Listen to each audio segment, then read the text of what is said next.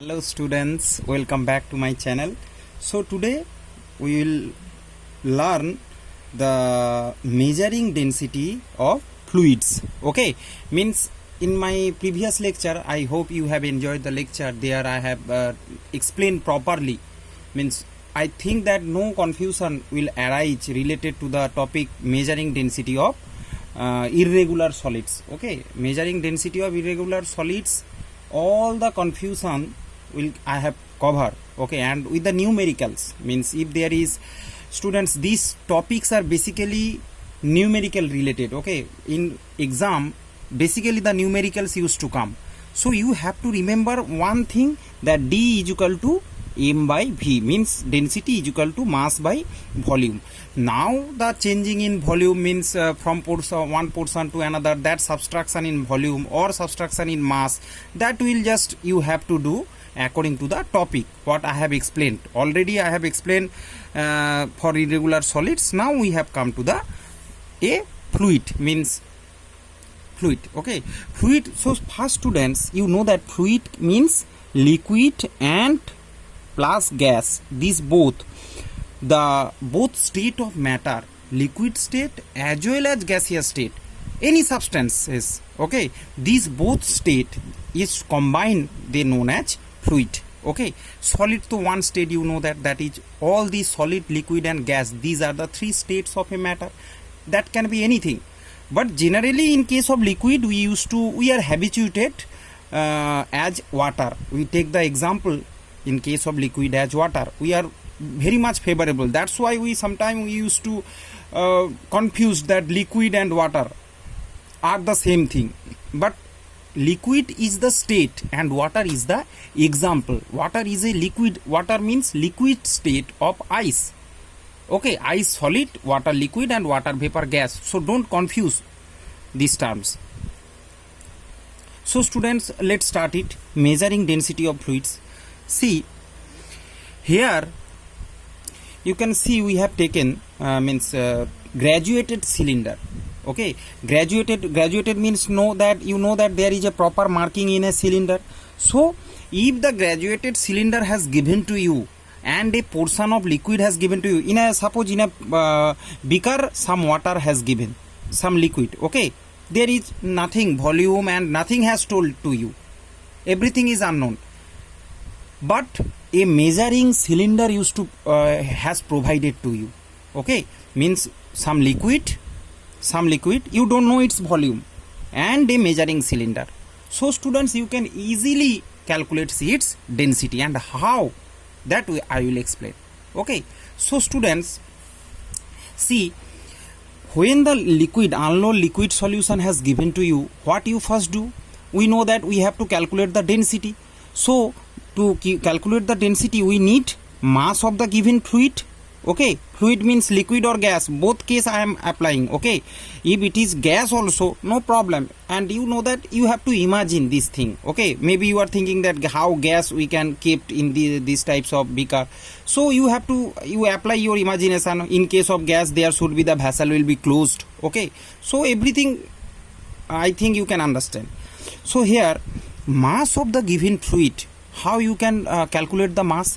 See, first you have to take the mass of empty graduated cylinder. That is, suppose here I have written mass m1, that is empty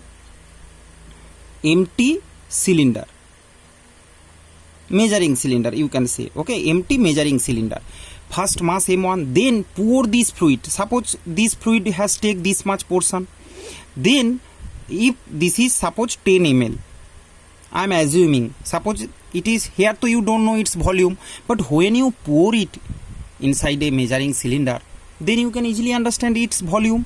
And here you know the graduated as ml has given. Okay, so 10 ml. So now students, you get its volume. So volume will be volume of the fluid. Students, fluid means it can be liquid or gas. Okay, that's why I am writing fluid. You can write liquid, no problem, everything is correct. So volume of the fluid is 10 ml. Okay, or for common purpose you can take it as VML. Suppose VML, how you can understand? Just when decant this inside a measuring cylinder, the marking, graduated marking is showing 10 ml. So we get the volume. Now how you get the mass? Students, first we have taken the mass of empty cylinder. Now we will take again mass of here cylinder, measuring cylinder plus water. Suppose I am saying it is water, then student it will be volume of water, not fluid. Okay, so water will be mass m2, cylinder plus water will be m2. Now students, if we subtract, mass of the fluid will be m2 minus m1. I hope you can understand. Mass of the fluid will be m2. M2 means cylinder plus water and it is empty cylinder. If we subtract, we get the mass of only fluid or only water present inside the cylinder. So mass of the given fluid by volume of the fluid. Volume of the fluid is VmL.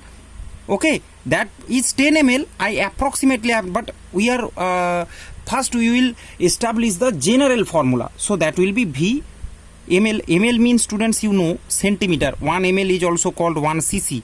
All are same. Cc means centimeter cube. Same is equal to ml.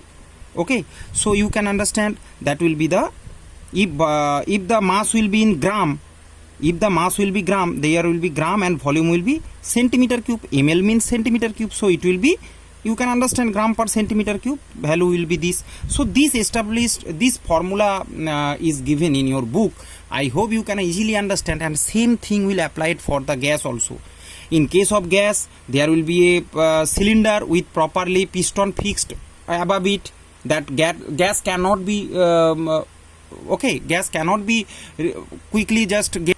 More proper term you can say vacuum pump. Okay, one pump, first vacuum it, then just enter the gas through the pipe.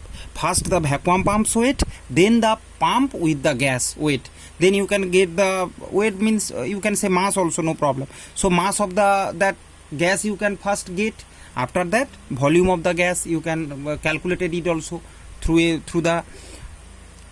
a flux. Okay, through a flux also, that is also graduated, and proper stopcock over there on the flux. So volume you can get, and same procedure, just mass by volume. Let students move to some numericals. Here you can see, these are the main thing. Numericals will come in exam. Mostly numerical used to come this chapter. Here you can see, students, read the question. Mass of empty measuring cylinder has given, so m1 has given, m1 is equal to 21.8. Mass of beaker plus water, see, question will come like that. Mass of a empty measuring cylinder is 21.8 gram, and mass of, it can be measuring cylinder or beaker. Sometime beaker is also graduated. Okay, so don't be confused that in book you have read measuring cylinder, in question it is come beaker. So don't get confused, all are the same thing. So mass of the, then the question will come that mass of the beaker with, when the water poured in the beaker, then the mass will be 41.8 gram, and the volume of water is 20 cc. Find its density of what? Water. So you will find very easily. M1 has given, empty beaker mass, and mass of the M2 beaker plus water, that is 41.8 gram. Both are in gram. Now students, we have to volume also given. Volume is equal to of water is 20 cc.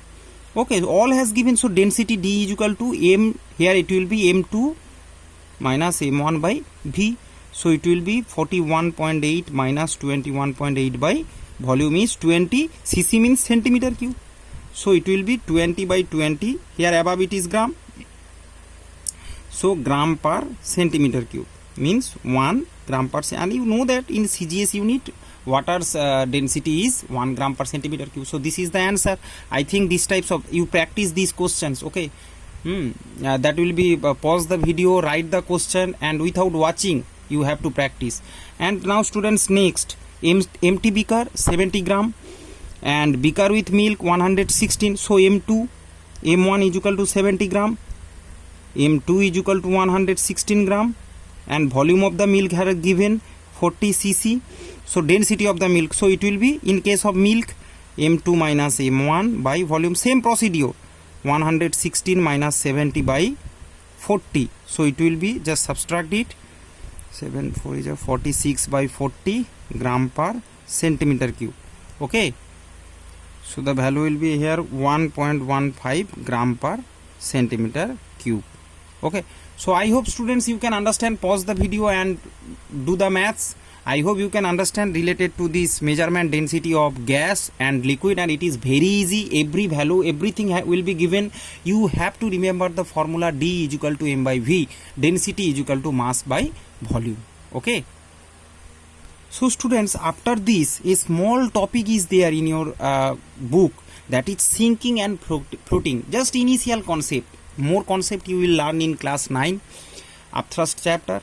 But here just concept had given. So let's start some with example. If I give you, then you can easily understand. See, these are the densities. Four substance I have written here, and their density also I have written. See, wood's density is in gram per centimeter cube, 0.4 to 0.8 gram per centimeter cube.